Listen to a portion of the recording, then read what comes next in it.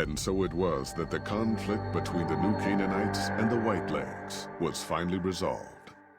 The courier's involvement had tipped the scale, shifting the fragile balance of power. Demoralized by the Dead Horse and Sorrow's attack the courier and Joshua Graham led against them, the Whitelegs retreated to Great Salt Lake. Their days were numbered. Word soon reached the 80s tribe that the Whitelegs' spirit was broken, their war chief a dim shadow of his former self. By year's end, the 80s would overrun the Whitelegs' camps, scattering the tribe to the winds and claiming the Great Salt Lake for its own.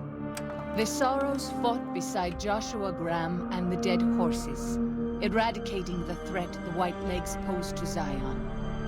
Seeing the courier convince Joshua Graham to spare Salt upon Wounds, the Sorrows learned that retribution could be tempered by mercy.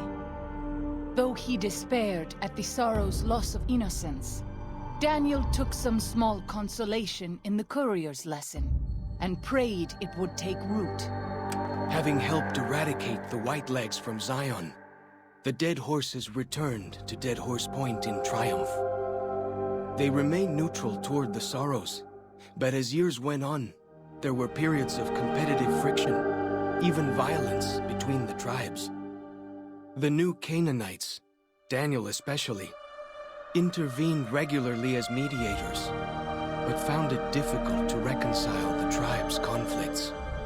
The defeat of the Whitelegs in Zion marked a turning point in the fortunes of the Happy Trails Caravan Company. Every 2 months, the caravan met with the New Canaanites in Zion Valley to trade. Happy Trails soon returned to prosperity.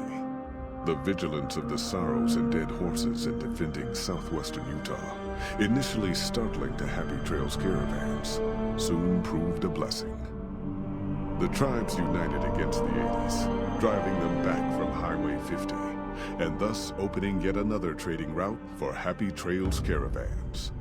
Follows Chalk took the courier's words to heart and decided the big cities of the Mojave Wasteland and NCR were best left unexplored. Though he sometimes dreamed of distant lands, he continued to support his family at Dead Horse Point, and eventually, his wanderlust faded. Waking Cloud was distraught when she learned of her husband's death, but took comfort from her tribe and the compassion of the New Canaanites.